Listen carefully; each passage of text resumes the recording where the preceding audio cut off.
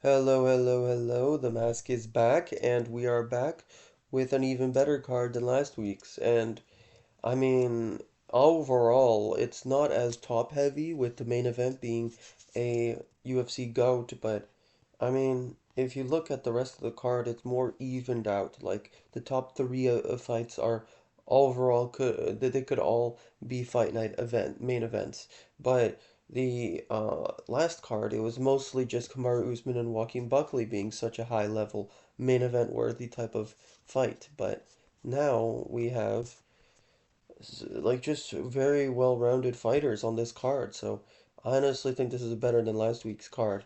And then we have Muhammad Usman versus Hamdi Al-Dahwab, Alde, Abdel, Abdel Wahab. Okay. And Muhammad Usman, yeah. I'm gonna go with Muhammad Usman here. I know that Hamdi is the favorite and most people are picking him, and this could be a bad underdog to pick so early on the card, but I like Muhammad Usman here on a two-fight loss streak, getting motivated off of his brother's recent big win, seeing that, hey, I can make a comeback here because his brother did too. He's like, oh, I can make a comeback here. I could actually land some powerful shots against this guy who kind of just stalls and doesn't really do anything spectacular. He's kind of a decision merchant. I've gotten some finishes. I've gotten a finish with a jab. I can actually get things working. So I think that he's going to knock him down in one round. And one of these rounds is close, but it kind of edges to Usman, where he's just kind of throwing more with ferocity. And then Hamdi maybe takes the third round off of stalling or something. So I'm going to say 29-28 for Muhammad Usman here. And then we have Tagir Ulanbekov versus Azat Maxim. I was watching some Azat Maxim the other day, and one thing I gotta say about him is the reason why he lost against Charles, was it Charles Johnson or Charles something else? Yeah, Johnson. Charles Johnson. So the reason why he lost against Charles Johnson, it was actually a draw in my opinion. I mean, the only thing to make it competitive in the first round that Charles Johnson did was land one knee, and that entire round he did like nothing else. Whereas Azat Maxim, on top of the two knockdowns, he had a really good Darce, and he also rocked Johnson in a numerous amount of occasions in that round, like three, four different occasions that weren't included in the two knockdowns. And so the problem with Azat Maxim is, yes, he's explosive and powerful, and he has really good chokes as well when it gets to the ground. The problem is, he only throws single shots. And against a guy like Tagir Ulanbekov, who might be a little chinny, who might actually have a pretty chokeable neck there, because, even if you just look at the picture, he doesn't have a very built definition there, so it might be easy to get a rear naked choke if you get to his back. Um, although I believe Tim Elliott managed to get there but didn't do anything with it. Although I might be wrong on that. Either way, I don't think he'll get there because, as I Maxim, the problem with him is he kind of needed the knockdown to actually get any like grappling positions, advantageous grappling positions on Charles Johnson. He needed the striking to get to the wrestling, to get to the jiu-jitsu.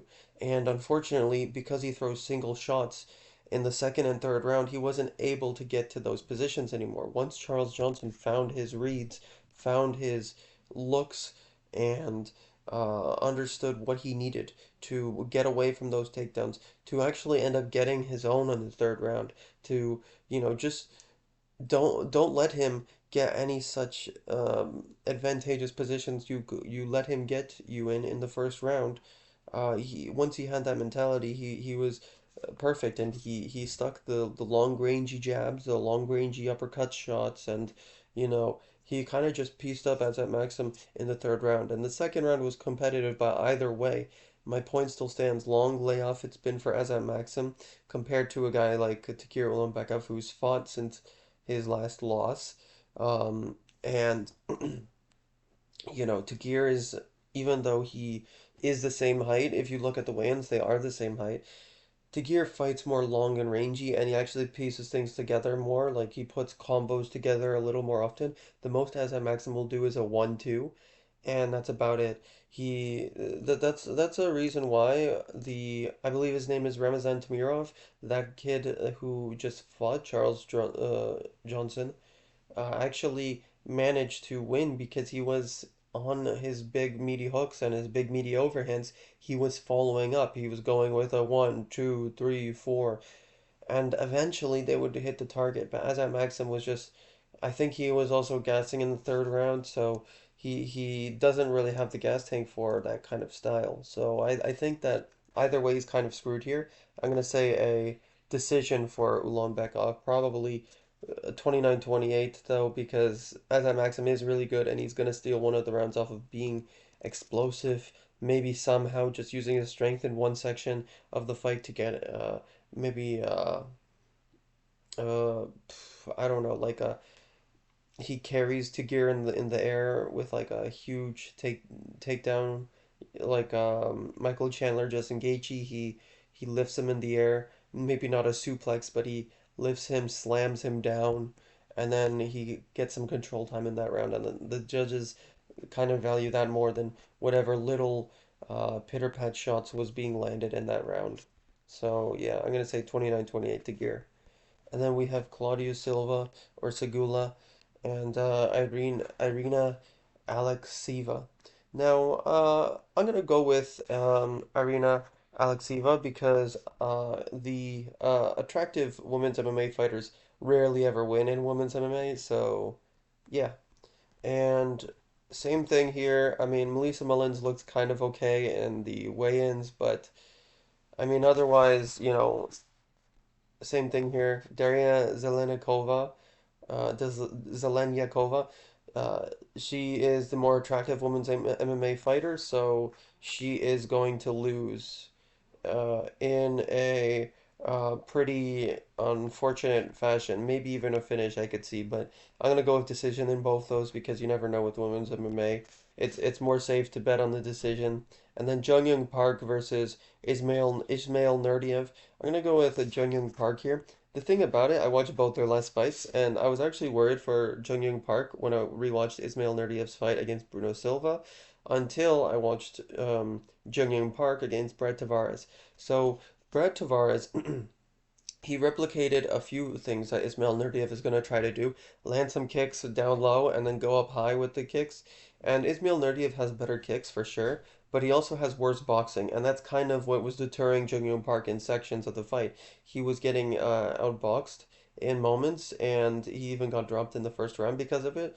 And really, the biggest worry for me here is Jung Yoon Park's chin and his grappling get-ups because Ismail Nurdiev really entangles the legs well with his own legs in these grappling exchanges, making it hard for his opponent to actually get back up. He really makes it just uh, uh, uh, a tiring task to try to get back up when he's just not really doing anything, but he is winning the round if he's on top of you in the judge's eyes. And Jung Young Park, though, on his side, he has a really good jab, and Ismail Nurdiev got every single jab eaten against Bruno Silva. Bruno Silva isn't really known for his jab, but every single jab he landed on Ismail Nurdiev. And Jung Young Park has a much better jab than Bruno Silva, and also Jung Young Park is faster, no question.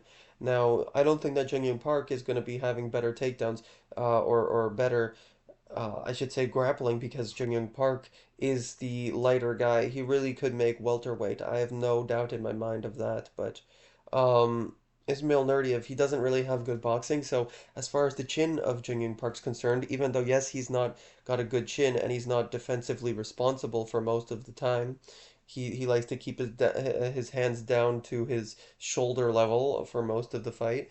But he thankfully doesn't have to worry about that too much because Ismail Nurdiev doesn't have a lot of power, at least in his hands. I could see Ismail Nurdiev sneaking a head kick up there, but Jung Young Park actually got in the second round against Brad Tavares a takedown off of catching the head kick, mid kick. So I think that it will be tough for Ismail Nurdiev to land that shot. And overall, I think that a 29-28 Jung Young Park is really fair for this fight. I did a lot of research in this one, and I think that Ismail Nurdiev's going to get out jammed like 100-20, something like that. And it's going to be hard for Ismail Nurdiev to withstand that pressure if Jung Young Park pressures the same way or similarly he did to Brad Tavares. So I'm going to say 29-28, pretty clear, unanimous Jung Young Park. And then Oban Elliott versus Si Kyung Ko. Um, I'm gonna go with Tim Elliott here, and I'm actually gonna go with a finish, probably in the second round. I saw both of Sing Young Ko's finish, or I mean, losses were by finish, and not just submission, but knockouts in both first and second round. I'm gonna go with the second round finish for Tim Elliott. I'm gonna say that he kind of warms into the fight. He kind of feels a groove, and he improves because that's the thing with Oban Elliott that everybody seems to notice, and it is true. He is a good prospect here in this regard. He definitely loves to improve, and you see that every single time in the octagon when he fights. He makes mistakes, but then he improves upon it. You watch it against Val Woodburn, he actually didn't look that impressive to me in that fight, which is why I might have actually picked Basil Hafez or some other guy, like Mickey Gall or whatever. I might have picked someone else after he kind of had a suspicious performance against a Val Woodburn. Like you look at Bo Nickal's performance, and even though granted, that was maybe because it was short notice, but his performance was a finish in the first round, and it was even like in the first minute. So I thought that Tim Elliott's performance looked kind of poor. But if you actually rewatch it and you rewatch some other fights in his career, it's like he's actually really skilled and technical. It's just that he doesn't he doesn't sort of overextend on these shots for the finish if he doesn't need to. He's very safe, and Sin Young Ko, Seo Kyung Ko, I think is going to walk into some of these shots early, and then he's going to try and sort of work his way back into the fight in the second round, and then late into the second round, like I'm going to say maybe 4 minutes 30 seconds in, maybe kind of similar to a Basil Hafez, he lands the perfect shot around the left side of his head, maybe a head kick, maybe a left hook on Sekyong Ko walking into it, and he kind of just falls over himself, similar to the Korean Zombie Junior flatlining that Jekka Serki guy. So I'm gonna say second round KO, probably a pretty vicious one, and he makes his way into a contenders fight just outside the top 15 or in the top 15 for Oban Elliott and Bogdan Grad versus Muhammad Naimov. I'm actually going to go with Muhammad Naimov. Pretty obvious pick here. I think that Muhammad Naimov, he looked huge against Bogdan Grad, and I watched Bogdan Grad's last win, and his sort of style is not conducive to winning against Muhammad Naimov. It's just not. If he was like a very flashy striker with great takedown defense, I would say, okay, now we're talking. But he has really awkward striking. He got pieced up in that fight until he got the takedowns, and then he just smashed his opponent. The difference is you're going up against someone who is a really good grappler in his own right, and he uses his muscularity and strength in his grappling sequences to really outdo you in those grappling moments. You watch against Nathaniel Wood, it's a great example. Nathaniel Wood's great on the ground, but he just outmuscled him. And Bogdan Grad looked like I mean, not Muhammad Naimov. Bogdan Grad looked like Nathaniel Wood. Excuse me. He looked like Nathaniel Wood out there, in the weigh-ins. Like I thought that Bogdan Grad would look maybe similar in height and stature to Muhammad Naimov, but Bogdan Grad in the weigh-ins, in the face-offs of the weigh-ins, he looked like a whole nother weight class, to be honest. So, um, and not in a good way. Like he looked like a 135 or so. I'm gonna say a pretty dominant 30-27, maybe even a 30-26 scored in one of the rounds, just off of pure like ground and pound. I'm gonna say one of the rounds, or maybe even two, is gonna be mostly control time, but probably second round or third round, Naimov begins to find some openings for the ground and pound, and he just unloads on him. So I'm going to say probably a dominant decision. And then Nicholas Mota versus Nazim Sadikov. Nazim Sadikov is very technical against a guy like Vyacheslav Borshev, who is really good on the striking, especially if you don't have a huge height and reach advantage like a Tom Nolan. He is a really good striker, and Vyacheslav did actually make it competitive enough to a draw on the feet, whereas Nazim Sadikov was really showing levels in the grappling. So if he wants to, I could totally see Nazim taking down Nicholas Mota and just having his way with him. But I think that he's gonna try and, land some of those kicks that he's really known for now, as he landed that question mark kick against Bonfirm. I believe it was Gabriel Bonfirm, or was it the other one? Ismail Bonfirm.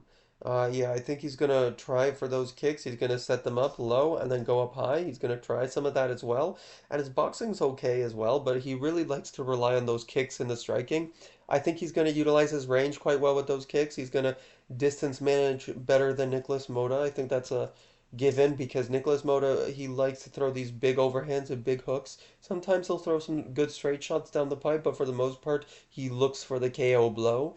And I think that against a guy like Nazim Sadikov, who is for the most part very defensively responsible, against Vyacheslav Borshev, he was mostly landing on the guard. And yes, it was also because Nazim Sadikov had a really good chin that Vyacheslav Borshev wasn't really hurting him. But I think that Nazim Sadikov's also very defensively responsible, so even if he does get his chin tested, I think that Nazim Sadikov will be able to recover quicker than we might expect from him. So, because again, if you actually rewatch his older fights and not just his Gabriel Bonfirm fight, or Ismail Bonfirm, I should say, he actually has shown really good recovery, really good chin, really good defense all around as well. So I don't see how Nicholas Mota gets this done unless he lands the perfect shot right around the guard or something, or he splits through the guard with a straight shot somehow and showing levels, showing that he's improved.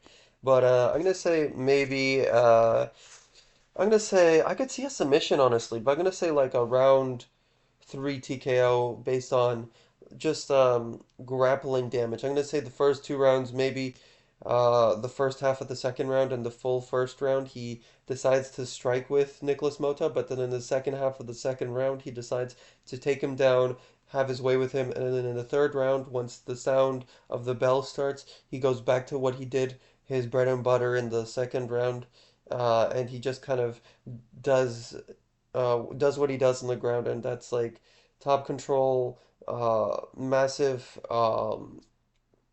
massive shots, raining down on Nicholas Mota, really just powerful, huge ground and pound hammer fists, you name it. Maybe he goes for some submissions to let himself proceed into like other more dominant positions in the grappling to get to the full mount maybe, and then he just kind of lays it on, and then Nicholas Mota can't take any more ground and pound, and it's over. It's over. Dan Hardy and Tafik Musafayev, um, Mitabek Oralbai. I actually saw both their last losses. Tafik Musafayev, and he kind of just quit when his opponent landed a what was it? It was like a body shot that scuffed the the low area, we'll just say, and he had like almost 5 minutes for recovery. It was like 4 minutes 40 seconds. He had like almost the full time for recovery that they give you for a low blow, and he just kind of quit. That's really what happened. And so going up against a guy like Mitabek Oralbai, who has really good straight shots down the pipe, his right hand landed, his straight right landed all the time at will, like a magnet to Raumbetsky's face in his last loss. And granted, he did lose clearly 29-28 to Mateusz Raumbetsky, but it was a really competitive fight, and Mateusz Raumbetsky, or Mateusz Raumbetsky, is really proven in the UFC. And with that being said, I think that Mitabek Oralbai has been more proven. He's gone up against higher level competition. Tafik Musafayev, although he did get to the highest level in his promotion, it was Bellator and Ryzen, which just isn't the UFC. It just doesn't compare. And Mitabek Oralbai has much more straight punches down the pipe. His jab is really good. His 1-2 is really good. When he just throws the right hand, it just lands like a magnet. and Tafik Musafayev really just throws haymakers most of the time. He likes to feint, but for what purpose? What good is it if you're not going to actually throw it? He did a lot of feinting and not a lot of throwing in the first two rounds of that fight against that Alexander Sably um Sably uh Sabili. I'm gonna say Sabili. Alexander Sabili.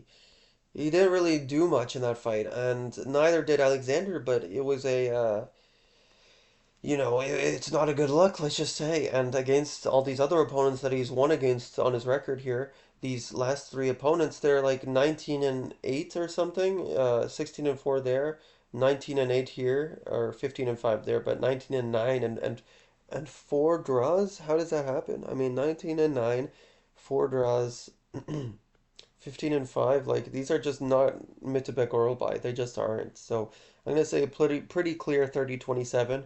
Maybe Mitebek gets dropped in one of the rounds. And then we have Chris I almost said Chris Curtis. No, but Curtis Blades and Rizvan Kuniev. I'm gonna go with yeah, Curtis Blades. I mean, no question here. No ifs, ands, or buts. I'm gonna say pause on that. First of all, pause on that.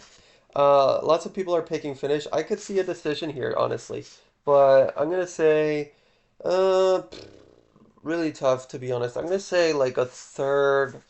Mm, maybe late second round finish. I'm gonna say second round because I think that no, you know what? I'm gonna say third. It's gonna be pretty competitive in the first round.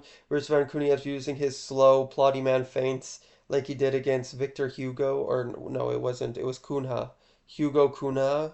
Um, Rizvan Kuniev likes to use lots of feints, lots of plotty man feints, slow. Somehow he was biting on all of Rizvan's feints, his last opponent, and they really weren't setting up anything spectacular. Like Rizvan Kuniev, he kind of just finished the fight with a kind of um, scuffing off the side of the body knee against Kunha. It was kind of just like it not glazed it not glazed it grazed the side of the body for Hugo Cunha, and he didn't like that shot, and then he came up top with an elbow around the head, and then that was it. And so he kind of just covered up. But against Curtis Blades, yes, he doesn't have the greatest of chins, but he's not going to fear the feints coming back against Rizvan Kuniev. He's not going to fear that. He's going to jab with Rizvan Kuniev. He does have the much longer reach here, 4 inches, and he uses it really good. You look against Sergey Pavlovich until he got finished, of course. You look against Derek Lewis. You look against Tom Aspinall. He does have a really nice, fast, snappy 1-2 for a heavyweight. And he does have decent leg kicks, as shown against Derek Lewis. I feel like he's just much more well-rounded. He has much more tools. Now, Rizvan Kuniev, I do like to see the feints from him. That is really good, and that is also good that he gets opponents' respect with it. But I don't think he's going to be able to, with Curtis Blades, get that respect. I think ultimately the finish is either gonna come through accumulation of strikes on the feet, or somehow, some way, Curtis Blades later in the fight when Rizvan's tired, he gets a takedown, and then he lands those nasty elbows he did against a Alistair Overeem, for example, because in the first round, we didn't really get to see how his cardio looked in a second round against a Hugo Cunha. Rizvan, I'm referring to because he just finished him in the first round at the end of it and at the bell, like at the last second of the fight, or the round at the last second of the round in that fight. He just didn't really give him a chance because he just followed up with ground and pound and that was it. But I mean, if you actually look in that fight, yes, he stuffed all the takedowns. Yes, he did beautifully in that regard. And there were moments where it looked like Hugo Cunha was landing, or not landing, but he was getting kind of deep in those takedowns. He didn't lock his hands per se, but he was getting kind of deep. And Rizvan Kuniev did quite good. He did all the right things to stuff the takedown. He spread the legs. He fought the hands. He straightened his posture there at the fence. He made sure to just waited out until he the hand separated even further for Hugo Cunha, and he did quite good there. And then he reversed positions even. So I could definitely see this being a tough matchup for Curtis Blades, but I just feel like the jab's going to land all day. The 1-2 is going to hurt Rizvan Kuniev at one moment, and I think that Curtis Blades is going to get his respect here. Rizvan Kuniev, all he showed was jabs. I mean, not jabs even. He showed good feints and some overhands and some hooks. That's really it. That's really all I saw in his last fight. And he was fighting a guy that was much lower level than Curtis Blades. I think that Rizvan Kuniev is top 10 material in the heavyweight division, but that kind of just shows how weak and shallow the heavyweight division is right now in the UFC. So I'm going to say um, late round three finish off of maybe elbows when he finds the opening on the ground, or maybe he just wobbles with a 1-2 Rizvan Kuniev. He's got no Riz now. He's got no Riz. He lost the Riz. He lost the Riz for the promotion to. That's how he got this matchup. He got the Riz. He got the Riz with Dana White and Mr. Hunter Campbell, and all the staff, and he managed to get a high profile fight with his Riz.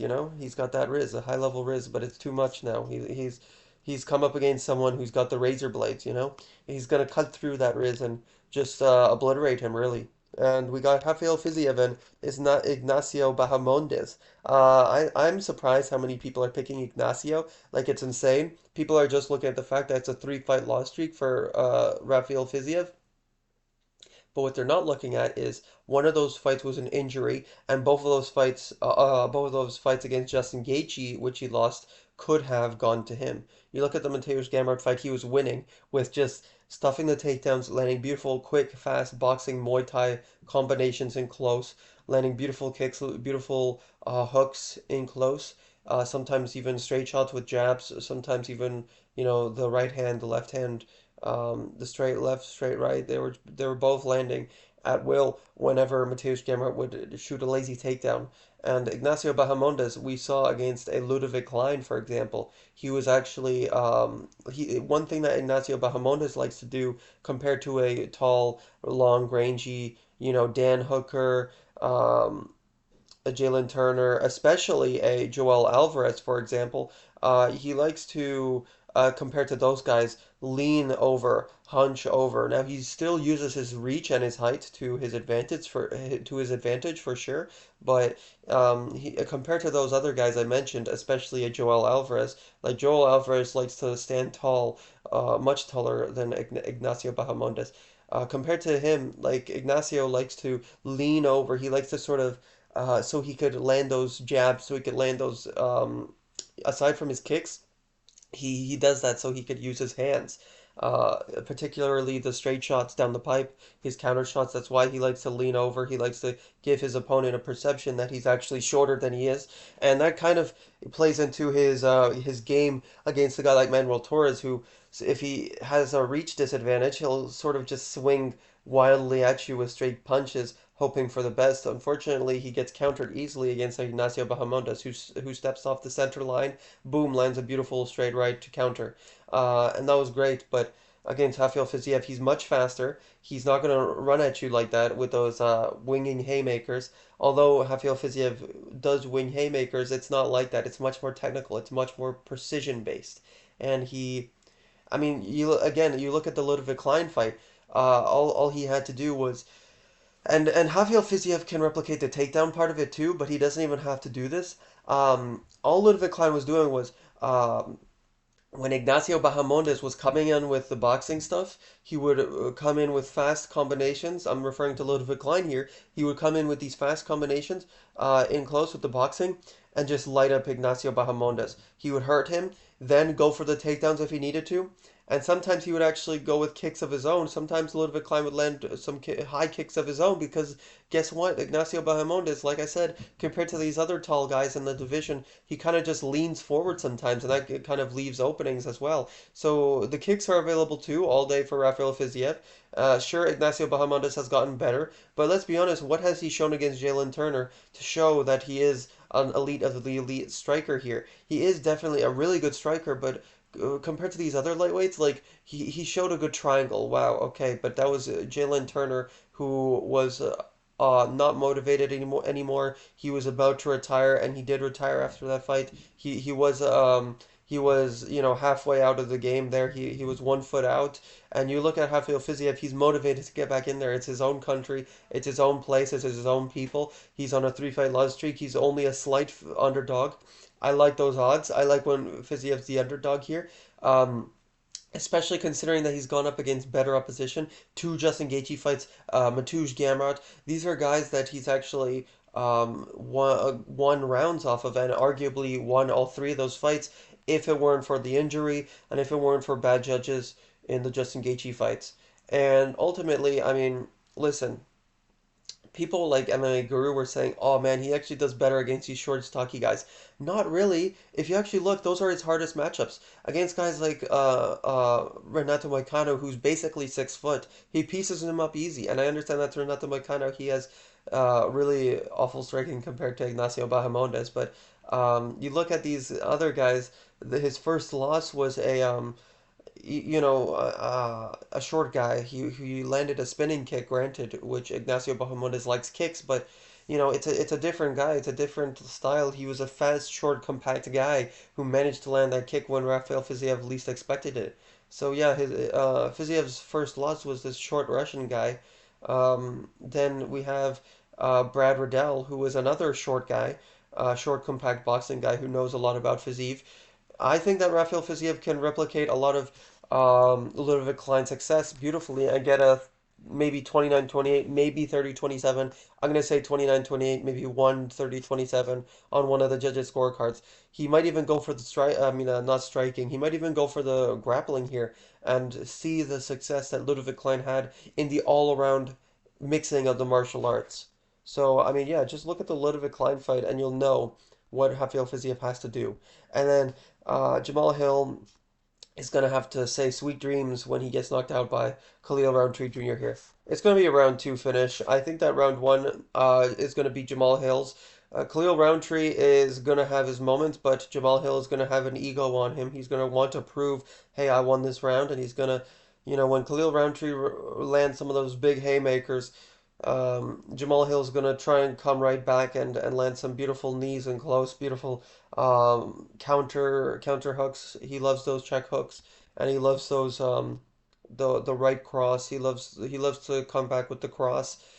Sometimes he doesn't really throw it with any setup. It's kind of telegraphed, to be honest. He doesn't throw it with any sort of he doesn't throw it with any feint or whatever, but he'll land it early because he's gonna trust his chin against Khalil Rountree early. He's gonna want to not show Khalil any respect, but late in the round, when he's up on the round and he's like, "Oh, I'm gonna finish this guy, trust." He's gonna be like, "Oh, round three finish, here we go." Khalil Rountree is gonna hurt him with an oblique kick. He's gonna hit him with one of those knee stomps, and Jamal Hill's gonna be like, "Oh, what the heck's going on here?" And then in the second round, Khalil Rountree, he notices that he's hurt Jamal Hill's movement. He's hurt his legs. He's hurt his knees. He landed some of those leg kicks. He's landed some of those oblique kicks, some of those knee stomps. And then he once he sees that Jamal Hill's moving kind of funny in those legs, he hits him with one more in the round. Jamal Hill's even walking funnier in that round. He backs up against the fence, and then Khalil Rountree blitzes forward with a body shot upstairs, left hook over the head upstairs, maybe even an overhand I could see, and then boom, it just kind of flattens Jamal Hill here. I think it's going to be an early or middle of the round, second round finish. I think that what's going to happen here is this is a nightmare matchup for Jamal Hill. Jamal Hill should have gone like a Alexander Rakic, maybe a Jan Blachowicz, but Khalil Rountree Jr. here, this is a terrible matchup for him. Khalil loves to do those oblique kicks, those knee stomps, those leg kicks. He loves to do that. And against a Jamal Hill who has terrible knees. You look back at his Yuri Prohaska fight where he lost against another explosive long striker. Now I understand that Khalil's not long, but he uses his strikes to his advantage here. He uses his full extension on his punches here to reach the target. He's not as long as a Yuri Prohaska, but he uses his reach, even though he doesn't quite have as much reach as Yuri. He uses his reach well. Or maybe he does have similar reach, but he doesn't have a similar height. Either way, you get my point. Yuri uses his reach a little bit better, but Khalil uses his reach quite well as well. And you look at the Yuri Prohaska fight, he had those knee pads. He had pretty bad knees, and you look back at his the reason why he lost the title. It's because he actually like got injured while playing basketball, and it was a like a knee injury or something like that. It might have been a hip injury. Either way, his whole lower torso, knees, legs area, it's just a mess there. It's a complete mess. And you look at his actual overall striking. Yes, he could pose some problems late in the fight against Khalil Rountree. No mistaking that. He's a nightmare for Khalil Rountree if he gasses out in the fourth and the fifth rounds as well. No questions about it. No ifs, ands, or buts. But pause. But no, seriously, I mean, Khalil Rountree has shown to gas against Dustin Jacoby, Alex Pereira, but these are guys that are able to put it on, and Jamal Hill, he can put it on as well, but I don't know if he'll be able to, get in a flow state like Alex Pereira, where he hops out of these shots that Khalil Rountree's doing, these big overhands, big meaty hooks, hop out of range, come back in with a counter, hop out, boom, right hand, 1-2, hooks, uppercuts, knees, lots of knees that he was landing, and these were flying knees from Alex Pereira. I feel that in the offense that Jamal Hill throws, it's just much more stationary. And he doesn't have the power of an Alex Pereira. It took a lot of power shots from Alex Pereira to put down Khalil Rountree. Khalil has a very underrated chin. The only times that he got put out against people who shouldn't have put him out, it was against Ian Kutalaba, who had really good takedowns, and I don't think Jamal has those kinds of takedowns. It was a Johnny Walker in his prime who was on the come up, who, Khalil Rountree was clearly one of the worst Khalil Rountrees we've ever seen. He got hit behind the head with an elbow, or I should say behind the ear. It was a perfect shot behind the ear. He folded because of that. I mean, it was a one-off. Let's be honest. I don't think Jamal Hill's going to be landing any of those beautiful, perfect elbows behind the head or behind the ear. And ultimately, we have a setting that is perfectly made for Khalil Rountree here, where he has his custom shorts. It's in Baku, which most of these people are on his side. You heard in the weigh-ins until Jamal Hill was like praising the crowd. You're like, oh, great atmosphere, yada yada yada, glazing.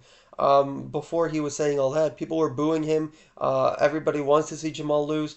Most people are picking Khalil Rountree to win in devastating fashion. Ultimately, I think that um, if you also look at if you just look at these guys that finish Jamal Hill, it's these guys that don't respect him, that have power shots, that kind of just hit him with beautiful counters, that come upstairs, mix things well. And Khalil Rountree has some things that these other guys didn't. It's the knee stomps, the oblique kicks, and Khalil compared to Alex has more devastating kicks. Yes, Pereira has more technical kicks, but Khalil has more devastating kicks, which are bound to hurt Jamal Hill in numerous occasions. So I'm going to say first round is really competitive. Jamal Hill wins most of the first round. Like I said, Khalil Rountree then comes back, wins the second half of that round. Although you could give that round 10-9 to Jamal Hill, but Khalil Rountree lands beautiful knee stomps and kicks that really hurt Jamal's legs, and then Jamal Hill kind of backs up when Khalil Rountree notices that and hurts him again in the second round with those same techniques. Then Khalil doesn't have respect for Jamal Hill in the middle of the second round, and he kind of just pours it on. Broom, broom. I was gonna say boom, boom, vicious, powerful overhand, or maybe a hook, but I'm gonna say powerful overhand, maybe left overhand, over the top when Jamal Hill kind of has his eyes off Khalil Rountree when he's trying to duck. He kind of just leans into the shot. It's over. Round two, vicious KO. Thank you so much for watching. Like, comment, and subscribe. Mask of MMA out.